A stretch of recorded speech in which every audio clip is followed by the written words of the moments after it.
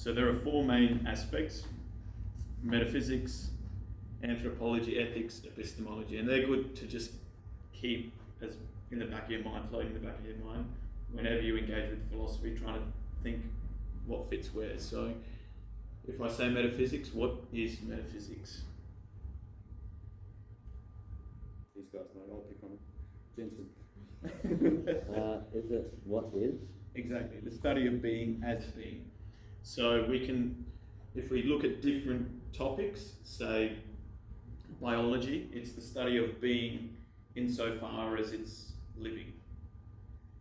So that's biology, for example. If you looked at, what are some other examples of topics that you do? Physics, the study of being insofar as it's moving, maybe. Mathematics, the study of being insofar as it's Reasonable, logical, abstract.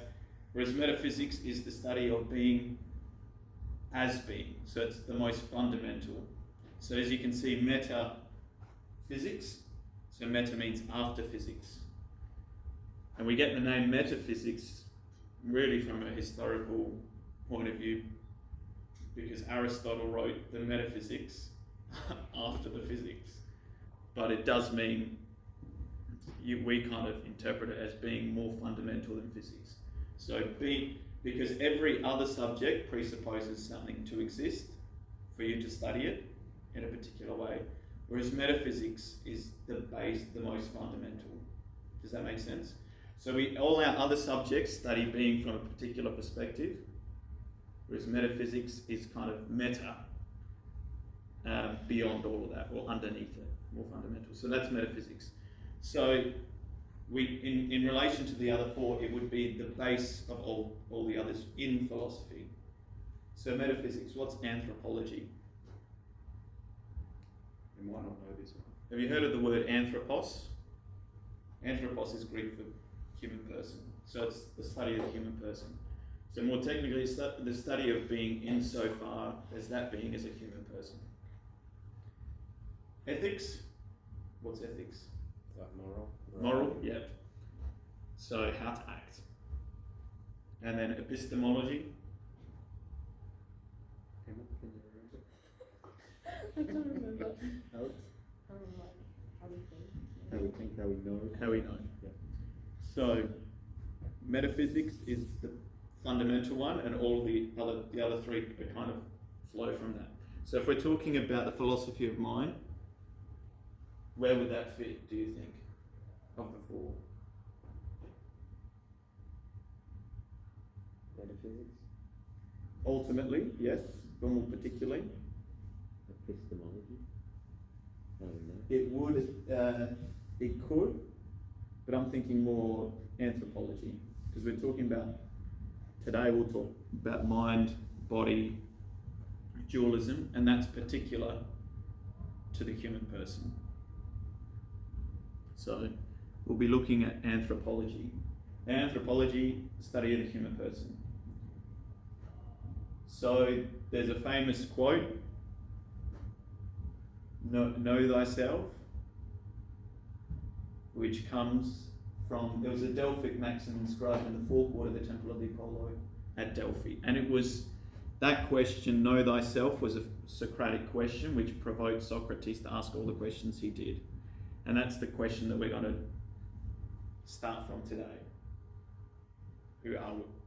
What does it mean to be a human person? And how do we come to know that through experience of ourselves? So today we'll look at a historical development of that question. So we'll start with the Greeks, Plato and Aristotle. Thomas Aquinas, Middle Ages, 13th century. Descartes, he's a pivotal figure in the mind-body relationship, 16th century Locke. He was the one that popularised the term consciousness. John Paul II is one of my favourite philosophers, so that's why he's in there. And then the question today. So we'll start with the Greeks. So we've heard of the term soul. Now what does the soul mean? What is a soul? Principle of life. Very good. Well done. So the discovery of the soul experientially came when, at the time of the Greeks, you'd see a dead person and a living person, and you could tell that there was a difference between them in your interactions with them. One was responsive, the other wasn't. One could cogitate and communicate, the other one couldn't. One could eat, the other one couldn't. So why, and then through deduction or induction, is it? Observation. Yeah. There's a difference there. What is that difference? Well, one has a soul, the other one doesn't. One has a principle of life, the other one doesn't. And for Plato, the soul was the principle of self-motion. So something that had a soul could move itself. So we look, we observe around us, we move ourselves, we're in motion. A rock does not have a soul because it cannot move itself. It has to be moved. So if we reflect upon ourselves, a soul is the principle of life, and a soul expresses the capacity to move oneself. So there are two aspects for Plato, and there's a third, that the soul is immortal. And the way this one came about was quite interesting, how why he believed the soul to be immortal. And interestingly, that conclusion that the soul is immortal came from politics for him, and in particular to the question of justice. So Plato asks the question, was the world made in justice or injustice? Any thoughts? Yes or no? Who thinks the world is just? Hands up for people who think the world is just. Who thinks it's unjust? Yeah. So the world is, it's unjust, right? People suffer. Why? There's not really an equilibrium among people. But Plato believed, no, there's got to be justice at the end of the day. He thought the principle of justice would prevail at the end of the day. He believed that bad people cannot get away with it. But then if the world is unjust, at the end of the day we all die in the end and we all end up in the ground, then it's unjust, which is a lot of our experience. But he said, no, there's got to be justice at the end. But the only way justice can be met is in another world. Which implies if there's another world, the soul must be immortal and justice must be met in another world. So life doesn't end at death, because then it would imply there is injustice. Whereas for there to be justice, there's got to be life after death, where heaven and hell is where justice is finally given to those, to all of us. Does that make sense? The immortality of the soul is predicated upon the belief in ultimate justice for Plato. I think it's quite a convincing argument, really. And that's why hell is also a political concept as well. That you send people to hell who were unjust in their lives. That's where they go. It's also a theological concept. You find the word hell on the lips of Jesus quite often. But it is also found in the political, philosophical concept. And it's all predicated upon justice. So for Plato, soul is the principle of life. It reveals self-movement, and it's immortal. For Plato, the primary business of the soul is the comprehension of the forms. Have you looked at forms before with Plato? Essence, yeah. Essence, yeah. So forms, essence, what things are for Plato, what reality abides in the world of the forms. So he believes this world as transitory, as not real. Everything on earth is a reflection of the real in heaven. So for Plato, all dogs, for example, are reflections of the true ideal form of dogness, the essence of dog, which is in a different world. And for Plato, the role of the soul is trying to work out what things are. So, you know, we've got all in this room an experience of human beings. But in Plato's mind, he would not see each of us as the perfect representation of what a human being is. But he would see what a true human being is exists in the world of the forms. And the goal of the soul is to try and recognize what that is. And for him, in the soul, there's three parts. So there's reason, spirit, and appetite. So a good image that I find that helps me kind of remember this is he uses the image of the charioteer. So there's a charioteer with two horses, one pulling in one direction, one pulling in the other direction. And the goal of the charioteer is to control the two horses to drive in the same direction to the goal that he wants, right? So the charioteer is reason. That's the part that governs us. One horse is the passions, and the other, which is the appetite, and the other part is the spirit, which is a bit harder to understand, but I think of it more as the conscience. So, for example, you sit down to do your homework. You sit down on your computer, you've got an essay to write, and you open up a tab, Facebook, you get distracted, but you should finish your essay. Then it's time to make coffee, you walk off, but you come back. So, that desire to look at Facebook, to open up your phone, check your messages, do this, do that, that's the appetite, the passions drawing you away from what you should. That's the horse drawing you away. But the consciousness of knowing I should do my essay, that's the spirit kind of trying to draw you in the right direction. Now what you actually do is what the reason decides, the charioteer. So you might, get up, make a coffee, walk outside, go for a walk, open up Facebook, or you could sit down and just finish your essay. So that's how he came to the understanding of, well, this is all going on inside me at the same time. And that's why he kind of came to three parts of the soul.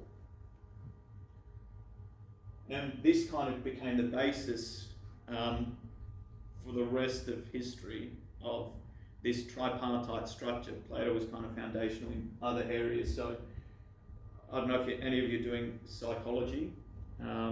Freud talks about the id, superego, and ego. Slightly different, but similar. He saw the ego as the center part of the person, the id as the passions from beneath, the kind of animalistic part, the drives that we experience from below, and the ego is kind of the moral conscience of the people around us from above. So that's kind of based off Plato. The other interesting thing with Plato that he thought the state of the individual reflected the state of society.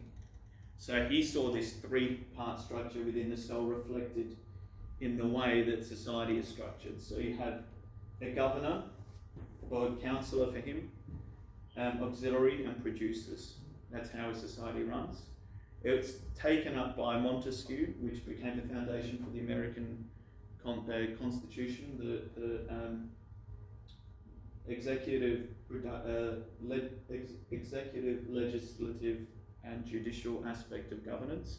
Similar to this, so by kind of analogy, appetite would be what you work with, the legislative, the law. The spirit, it would be a bit of the judge of, the judges of the law, and the executive, which in American politics is the president, is the person that brings it into reality, which would be the reason. So you can see this kind of three-part structure reflected in different areas as well. But for Plato, they're three parts of the soul, and we experience it every day from moment to moment. Whenever we experience kind of the contradiction within us or tension within us, think of soul, Plato's soul. The charioteer with two horses going in two different directions. And then it's the charioteer who determines what actually happens. So that's in a nutshell, that's Plato, 5th century BC. So in terms of anthropology, think anthropology, human person. For Plato, what is the human person? It's the soul. So he doesn't have a lot of time for the body, because he doesn't think that's what reality is. Remember, world of the forms, that's what's real for him. And the soul is what the human person is. So if we go back to the question, know thyself, for Plato, what is thyself? Thyself is the soul.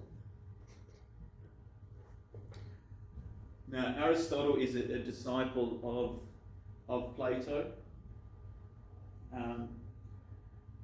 And in a similar school, but slightly different at the same time. So he too has a high regard for the soul, but he has a different vision of the soul. For him, the soul is the form of the person. So we get hylomorphism. Have you ever heard that word? Hylomorphism. So it comes from two words, hylo in Greek, matter, morphe, form. So morphe, you might have come across, metamorphosis is the change of form. Metamorphosis, morpho, form. Matter, form. So for Aristotle, a definition of the human person is zoon politikon. The human person is a political animal. By political, it's slightly different to what it means today. It's more relational, more fundamental. So he sees people in relationship. And hylomorphism, every body consists of two internal principles. The first is primary matter, which is pure potentiality, and the second is substantial form. So for him, the soul, is the form of the body. So he spends a bit more time on different types of souls. So he would say that plants have souls because that a plant soul is the form of the matter. So it's a bit like the shape. If you look at cookie cutters being the shape for the cookie that comes out of it, so that's a bit the soul. Not quite right, but it's the form that's given to the matter. So the easiest way that I think the difference between Plato and Aristotle is that the forms for Aristotle are not in a world out there.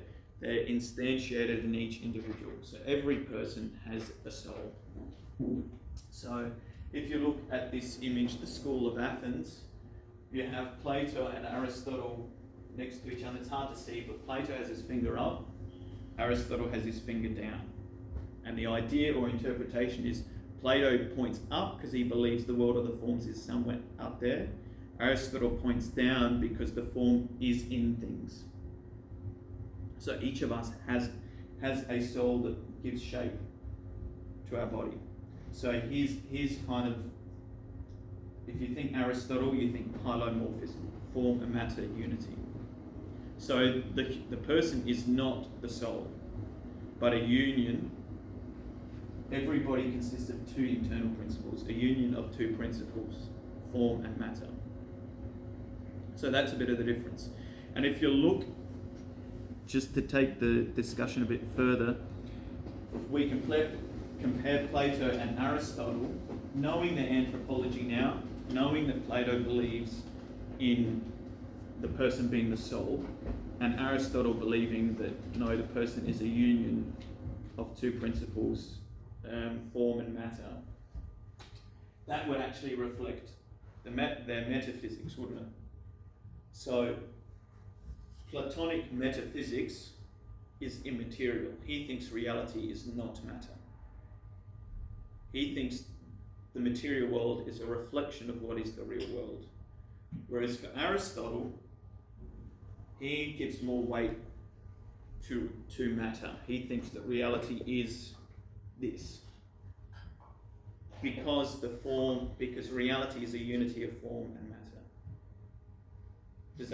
Can we see how anthropology will then, you can discern someone's metaphysics from their understanding of the human person. And then it would also influence their epistemology. So for Aristotle is seen as the first scientist, because if he thinks the human person is unity of form and matter, that reflects that his metaphysics, he believes that matter has a part to play in reality. So if that's the case, then I'll go out into nature and try and discover truth by experimenting, right? He would go out and observe stuff around him. Whereas Platonic epistemology, because he doesn't think matter is real, that the soul which is immaterial and immortal is what the human person is, I come to knowledge more through introspection, through meditation and reflecting upon myself. Not by going out there and looking at the world, because matter isn't real. It's a reflection of what is. It's more introspection. You can discern from someone's anthropology what their metaphysics is, what their epistemology is, and ethics as well. So for Aristotle, good acts, action to other people would be more important, whereas Plato would be more contemplative in the way to act. Can you see the differences? So you can discern a lot just from a little bit. So hylomorphism, matter and form. Any questions or comments so far? No? So with Thomas Aquinas, 13th century, so if we keep in mind Plato, the person is the soul. Aristotle, the person is a union of two principles, form and matter, hylomorphism. Here we come to Thomas Aquinas, who's more in the school really of Aristotle, but his definition of person is an individual substance of rational nature, and that comes from a fellow called Boethius in the 5th or 6th century, and really it's right until the last couple of hundred years, that was a really popular and fundamental definition of a person, which is still kind of works, I think. If you think a more technical definition of a person is individual substance of rational nature. So if we look at substance, individual substance. So what is substance? It's a good question. Similar to essence. So substance means sub, started, to stand under. So it's the question of what stands under all the variability of who we are. For example, if you ask what the substance of the human person is, who is who is a person underneath the changing of their age, their height, their weight, all these things that are variable, their location, what stands under that is unchanging. That's what substance is. So an individual substance, if we look at that, so a person is an individual, so it's not a multiplicity of so it's an individual substance of rational nature. So reason, the capacity to understand, the capacity to communicate. Nature. So nature, essence, is substantiated or concretized in a person. And that nature or essence is concretized in a person, and that nature is rational. Does that make sense? So it's quite a technical definition, but it's a good one to hold us instead in more difficult discussions. Individual substance of rational nature. That's a cosmological definition. That'll make a bit more sense later on. For Thomas Aquinas, person is perfectissimum ens, the perfection of being. Now I'll try and unpack that a bit. What does it mean to have the perfection of being? So if we look around the world, there are different beings and varying degrees of quality, you may say. So you have a plant, for example. You know, it can grow, it's a being, but it's a fairly low level. And that's, Aristotle would say they have a nutritive soul, so they can absorb nutrients and grow. So they have a nutritive soul. Then the next level of being for Aristotle, and Aquinas would pick this up, is the locomotive soul. So, for example, a cat. Yes, it's got the nutritive soul. It can consume food and grow, but it can also move, locomotion. And the one above that is the rational soul, which is a person. So the person we can eat, we've got we've got aspect of the nutritive soul. We can eat and grow. We can move, but we can also reason. And the main sign of reason that we have is communication, language, that really distinguishes us from other animals.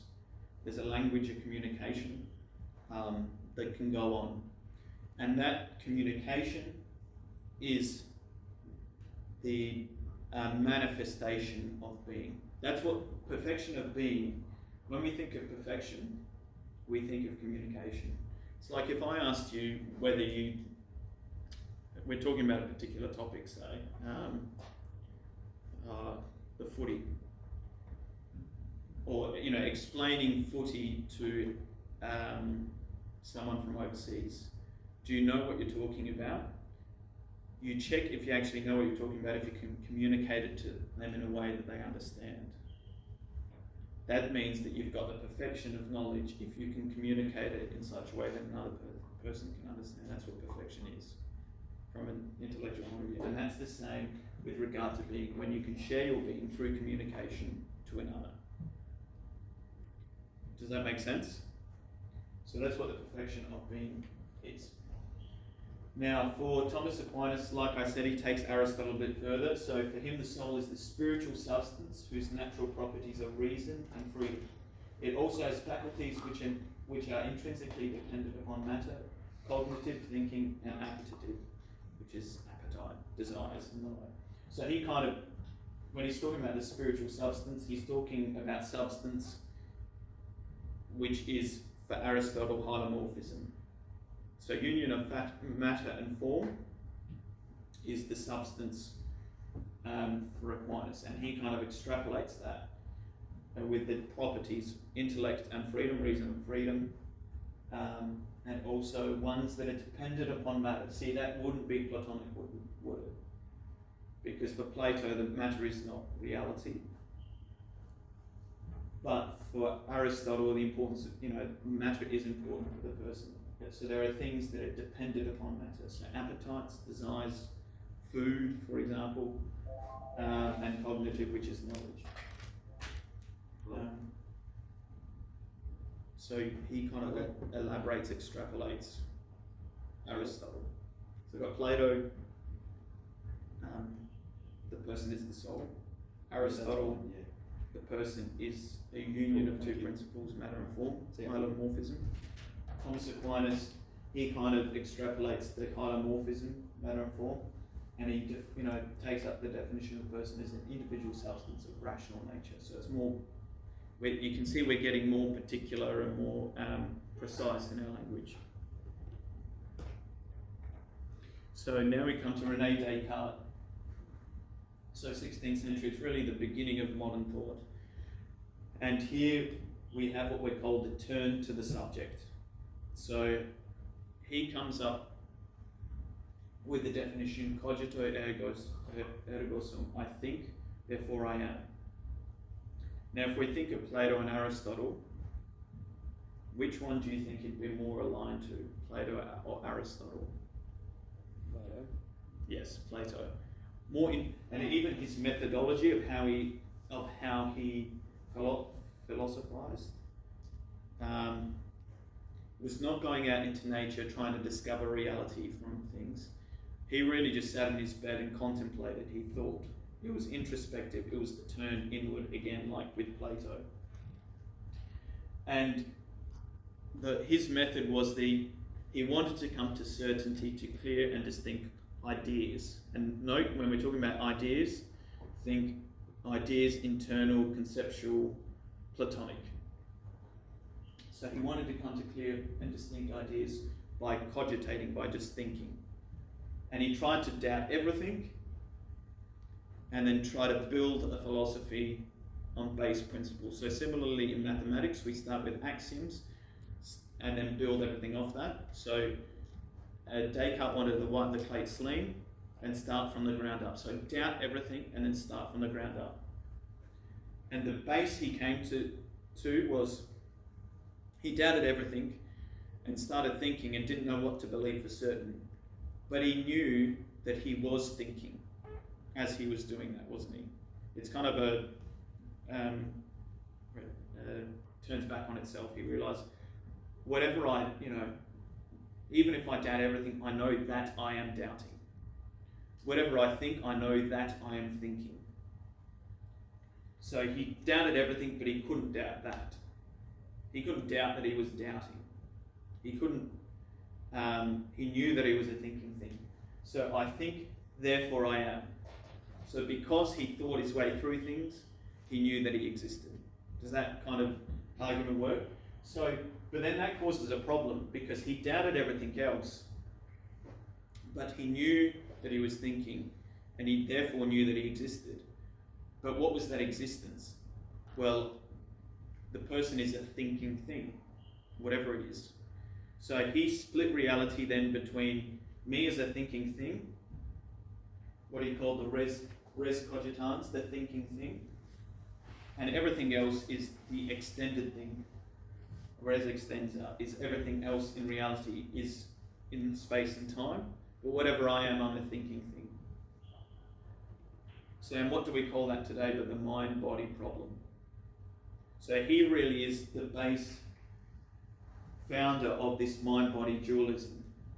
That, I doubt everything, but I can't doubt that I'm doubting, therefore I know that I'm a thinking thing, whatever that means. But everything else is not. Everything else is an extended thing. So it's the birth of mind-body dualism. So the problem that arises there, though, is consciousness becomes an independent subject of activity, ghost and a machine. And the problem that becomes being, okay, I'm a thinking thing, but where is it? That's a thing that really, really wrestled with. And that's the mind-body thing. And he ended up, it's a bit strange, but he ended up kind of recognizing that he had to be somewhere. So he, in the pineal glands in the head, that's where he thought the soul existed. But can you see that this dualism is a split? Now it sounds similar to Aristotle's hylomorphism, doesn't it? Because with Aristotle, if we go back,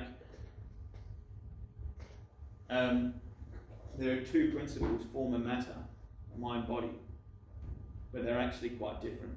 Because hylomorphism, everybody consists of two internal principles that come under one thing. There aren't two things in the human person. They're two principles which go up to make one thing.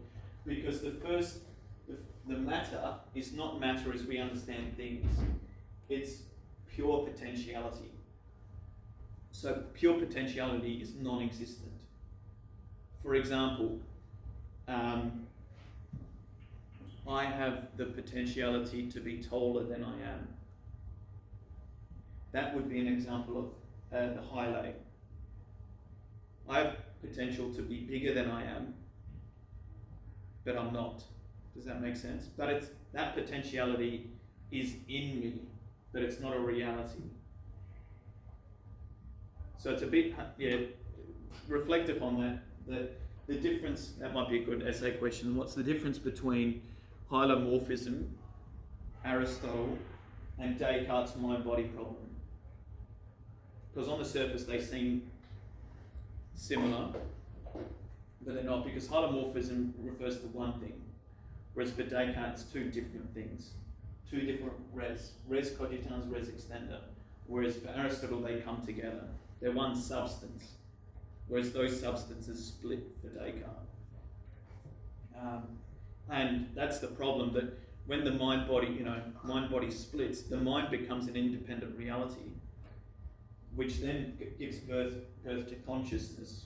So, this problem of consciousness that everyone talks about, we think it's a different substance that floats around. It's the ghost and the machine. But then the question is, okay, where do you locate it? See, for Aristotle, the location is the soul is the form of the body. It's where I am. Whereas for Descartes' dualism, it's harder to locate because they're two different entities. And then John Locke takes up the idea of consciousness further. So he's a bit later, 17th century in England, but he takes up Descartes and runs with it in terms of consciousness. So he's the first one to really popularise the term consciousness. You see, the earlier people, so Plato, Aristotle, Aquinas, they didn't put consciousness was not a term in their vocabulary because they were not working in the mind-body dualism. Consciousness was derivative of reason for them. But once you split mind-body, well, then you've got another thing here you've got to kind of wrestle with. What is this consciousness thing that has a reality? So, easiest way I think of consciousness is awareness. It's described as the perception of what passes in a man's own mind. So it's similar, and that's kind of based. If we reflect how Descartes did philosophy, he was just reflecting in his own mind what was going on, and he was conscious of it. So the perception of what passes in a man's own mind, and note that it's precognitive. What do I mean by that? So before we can rationalize and think about things, we have to be aware of something in every domain. So for Aristotle here, if he goes out into nature and tries to discover reality, he has to be actually conscious before he can think anything through. He has to be aware of something going on before he can make sense of it. So consciousness is a fundamental thing from awareness in trying to understand anything. You have to actually be conscious. And this is a good kind of thing to keep in the back of your mind is what's the difference between, say, a human being and another animal? Or is there a difference? Because we can argue that some animals are conscious, aren't they? So what would be a distinguishing mark of human beings if there is a difference? Self-consciousness. So they don't have the capacity to reflect upon their own processes that are going in their own mind and own life. So the capacity for reflection is particular to human beings, and we can see it particularly in Descartes' way of philosophizing. He was conscious of himself. He could fold the paper back over himself. When he doubted everything, he knew that he was doubting. He was self-conscious of doing the doubting, of doing the thinking. Therefore, he's a thinking thing. So that kind of revealed self-consciousness as a distinguishing mark of the human person. Now, the ancients, so Plato, Aristotle, even Aquinas, would not disagree with that, I don't think. But they wouldn't put as much emphasis on it either.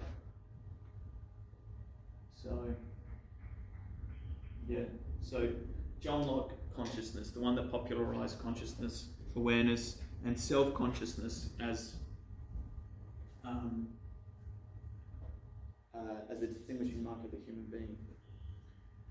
So just to recap a bit from where we've come, Plato, what's Plato's definition of the human person?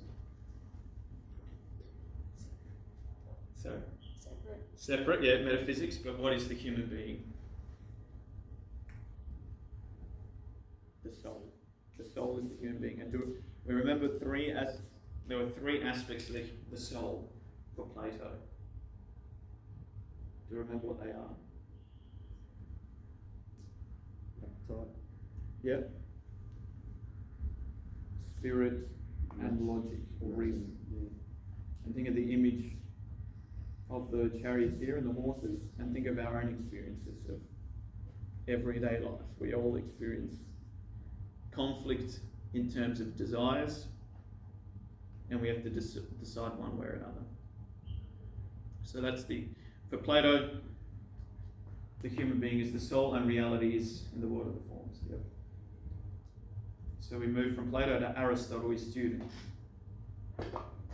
What do you remember about Aristotle? Like the soul is the form. Yeah, soul is the form. And that's still the same thing. Yep. So the human person is a union of two internal principles of matter and form. Do you remember the technical term for that? Hylomorphism. So hyla, matter, and form. So the human person is a unity of matter and form. And so how would that reflect upon his metaphysics? Yeah. He believes that there is a physical world. Yep. So, which then he becomes really the first scientist. Because he believes there is a physical world, we can explore it and try and make sense of it. So that was Aristotle. Then we moved to Thomas Aquinas. Was he Aristotelian or Platonic, do you think?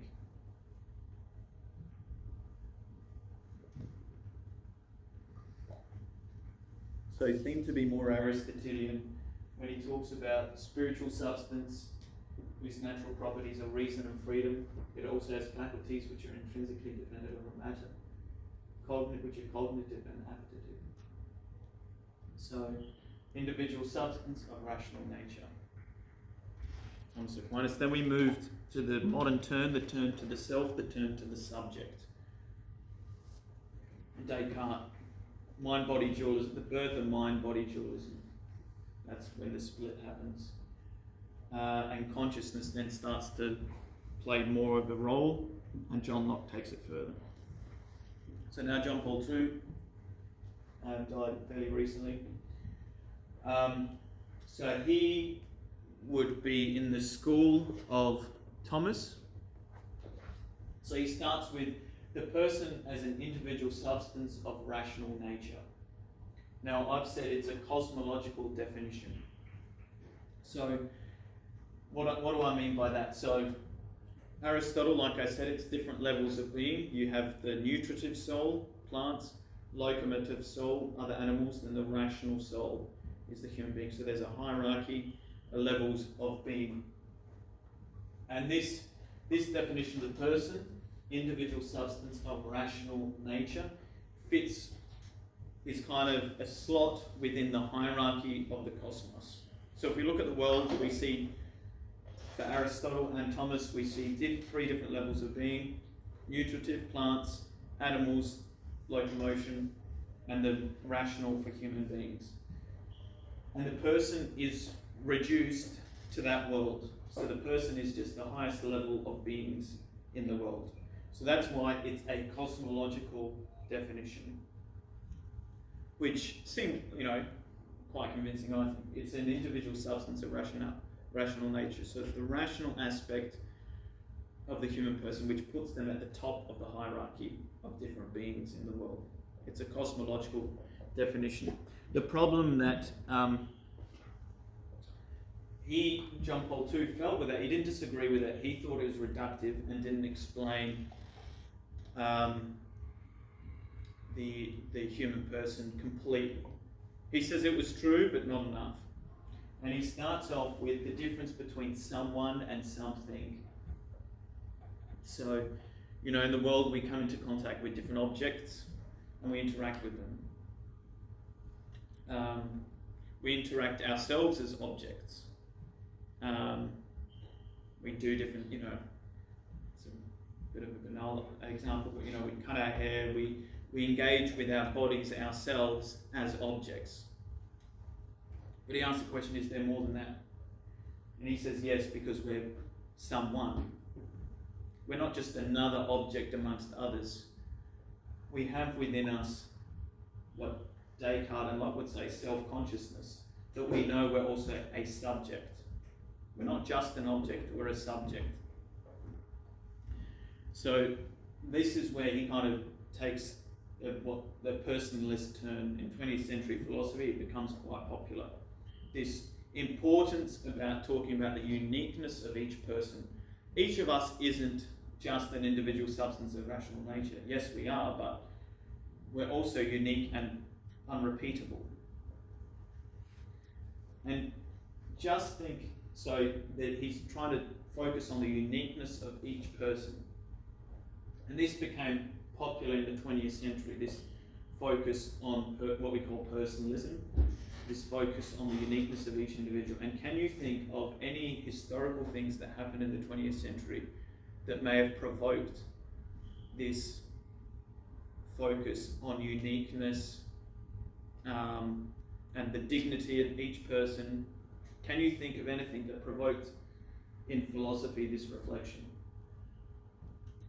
There are two main things that I'm thinking about in the 20th century, events that provoked the importance of emphasizing human dignity, emphasizing the uniqueness of each individual. World War II. Exactly. So that's the main. I was thinking World War I as well, but probably World War II. You could talk even like some of the communist dictatorship in China, Russia, and Eastern Europe, when each person, the human being was not treated as unique and irrepeatable. Does that make sense? It was upon reflection upon World War II, the Holocaust and all of that, it's like, well, we can't treat people like this.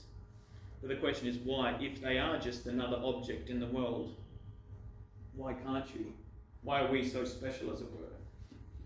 Well, yes, you can argue rational nature, but that still doesn't understand why this particular individual is important. Yes, it says people are important, that we're all individual substance of rational nature. But why, they took the discussion further. Why is this particular individual, important? And this is that question of someone versus something. Yes, we're all objects in the world. We're all on the kind of hierarchy of rational, individual substance of rational nature. So that's the cosmological one, definition. But there's also the personalistic one, that each person. So we see here this cosmological to personalistic. Person is a subsistent subject of existence and action. So we are the source of our own actions individually. And no one can replace me as the source of my own action. No, I can't look at myself from Mr. Royal's eyes. Like, there's something that no one can transgress here. And it's kind of an elaboration on consciousness, which is individual. Each person is self-conscious, that another person cannot kind of cross over. It's the irreducible in each person. It's the subjectivity which no other person can step into. And that kind of emphasizes a bit more the uniqueness of each individual, that each individual is unique, irrepeatable, and incommunicable. So what does incommunicable mean? Would anyone like to have a crack? What does incommunicable mean? Well, you can't describe it to someone else? Yeah. So you can't, no one can have the experience that I have from my perspective. No one, you have to completely, you can observe from where you're sitting where I am, but you can't give a full account of it because you're not experiencing it from my perspective. In the same way that I can't explain completely your experience because I'm not experiencing it. So that's incommunicable. I can't stand in your place and you can't stand in my place. I can't look into myself from your eyes in the same way you can't look into yourself from my eyes. Because of that uniqueness, irrepeatability, and incommunicability. So And that comes from the person as both a subject and an object. That we're self-reflexive. And that comes to that, similar to that self-consciousness, that I can act upon myself and I can act upon the world around me. I'm a source. The person is a subsistent subject of existence and action. And yet focus on the irreducible in the human person. So that's the part that I can't reduce to a definition. Because it's incommunicable, like you said, I can't communicate or explain it completely. Because no one else can ever have the experience from my perspective. And it's an easy way to think of what's the difference between person and an individual. That in a nutshell describes everything we're talking about. Person and individual. A person is unique, irrepeatable, incommunicable. Whereas an individual, you think of an individual within the context of a larger group. If we go back to the cosmological argument, an individual substance of rational nature implies a bigger group from which one is taken. So, but the personalistic argument comes kind of from the ground up. Each person has dignity in their own right, not just because they're part of a big group that we call rational nature, but because each person is unique and irrepeatable. But then what do you think a problem can arise from this kind of thinking? So we're talking about the subject. We're talking about my perspective that no one else can touch upon. So one thing that can happen is relativism. So, because no one else can step into the experience that I have, no one else can tell me what to do, because they don't have the experience that I have. No one else can make me do anything, because they don't know who I am completely.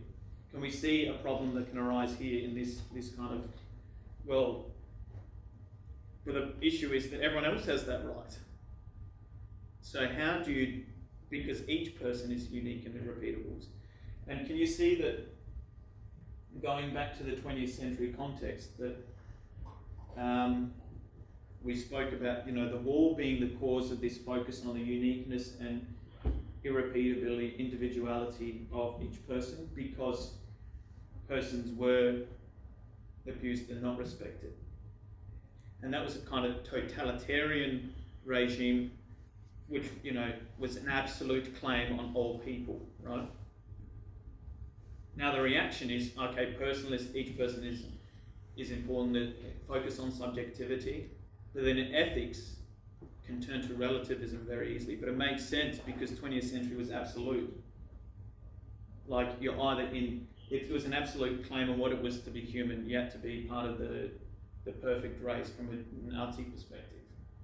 If you weren't, you were subhuman. It was an absolute claim. Whereas the response was, no, each person is important by right of being a person. But then that can tend in ethics towards relativism. Therefore, does that then mean that each person has a right to their own truth? I mean, we hear it today, and the main kind of ethical maxim is it's okay as long as I'm not hurting anyone else. Right? A lot of people live by that kind of ethical maxim. It's okay as long as I'm not hurting anyone else. But then that causes problems as well, because, well, what does hurting anyone else mean? And this is where we get the tension, well, not really tension, but person and community. So, okay, if each of us is unique and irrepeatable, how do I then interact with others who have the same claim to their own experiences, right? And is there a way of communication of unity between peoples if each of us is unique and irrepeatable? Well, the very fact that we can converse and communicate means that there is. Because communication is what brings communion between people. It's the same root word, and it's true, We come to know others through disclosure. and that, well, we give of ourselves through disclosure, through communicating. Yes, there is an aspect of you that I'll never experience because I'll never be from your perspective, but I can come to it through a certain way, through empathy, through you disclosing yourself through communication. So that's where we bring communion and interpersonal relationships. That's how we live in community. So to be a person means to be an intensio, means orientation of personal otherness. So we're oriented towards the other. So that notion of the person being unique, irrepeatable, incommunicable is not a closed. How am I going for time? 10:15 we need to finish. 10:15, cool. So that's not a closed circle. It's not, well, it doesn't have to be the Cartesian thing of turning in on myself and the inability to communicate to another. For John Paul II, the uniqueness, irrepeatability, and incommunicability of the person was not an end in itself. That kind of self-possession of interiority, being present to myself, was the sake of giving myself to another. So I'll try and explain it a bit more. So for him, there were three moves. So there was self-possession, self-governance, self-determination. So self-possession, I'm present to myself. I have an understanding that I belong to myself, that I'm both a subject and an object, that I possess myself, that I have command of what I do. Think of the Plato self-mover. I command where I go. There is self-possession. And that's self-governance. I can govern myself. I can govern my desires. I can govern what goes on within, which then leads to self-determination. Because I can govern myself, I can determine which way I'll go. I can determine which way the horses will go. And that self-determination, that determination is oriented for him towards another person. It's relational. It's not closed in on oneself. I have all of these aspects to myself: uniqueness, incommunicability, irrepeatability, for the sake of giving myself to another. Because I'm unique and irrepeatable, no one else can have the relationship I have with my mother, because I'm the only person that can have that relationship with her. That's an extension of the uniqueness of myself towards my uniqueness to the relationship with another. Think of your own relationships with family and friends. No one else has exactly the same relationship you have with them, and that's an extension of your own uniqueness and the person's uniqueness as well, coming together through communication. So for John Paul II, the personal is relational. So all of these things are for the sake of giving myself to another. And that's how he kind of overcomes the relativistic issue. That the other person lays in the same way I lay a claim on them by being unique and irrepeatable, they also lay a claim on me at the same time. Does that make sense? And his ethics comes from that. There was a contemporary of his, Levinas, was a Jewish philosopher, kind of during the Holocaust, and he had an interesting reflection. He says that the face of the other puts a claim on me, and its first claim is "Don't kill me." Now it sounds, it makes sense within the context of the Holocaust. When I see the face of another, there's an obligation for me to act in a certain way. And we know it. When, say we're sitting in our room, and say the cat walks in, you keep doing what you're doing. But say mum or dad walks into your room, there's a sense of you're obligated to act in a different way. There's a claim they make by their presence on you, and it's all unspoken. Same in class. You're all, my presence here puts a certain obligation on you to act. You're all facing me. aren't you? Why aren't you all facing the other way? Because my presence puts a claim on you in the same way your presence puts a claim on me. I don't have my back to you either.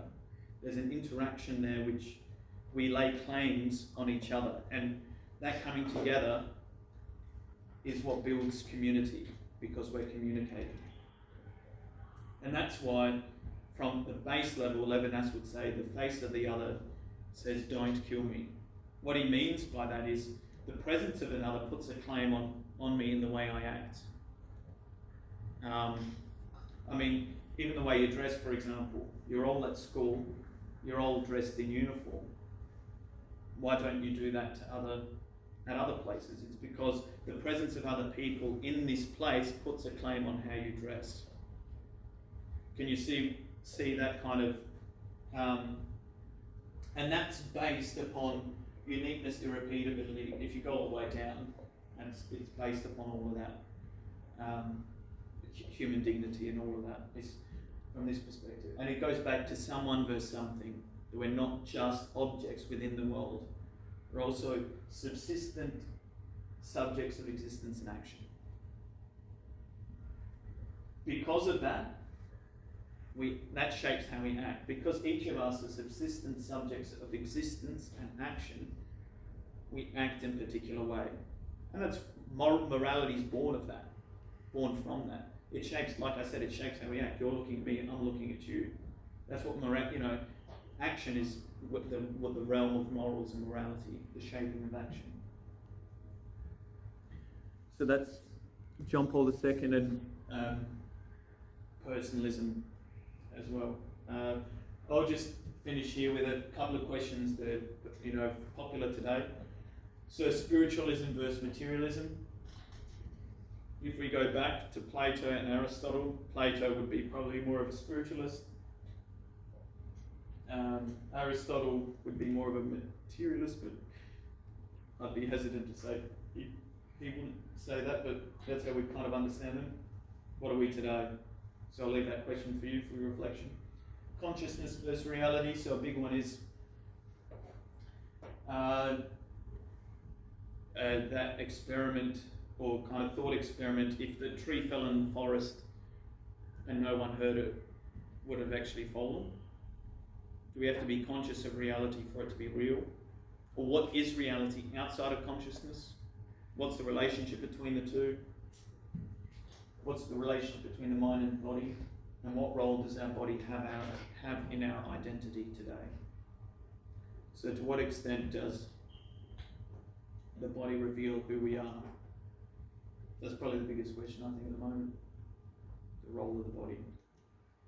And you'd see it particularly in transhumanism, AI, all of these issues, perception. The role of the body is fundamental. So, time for questions. I don't know if you have comments.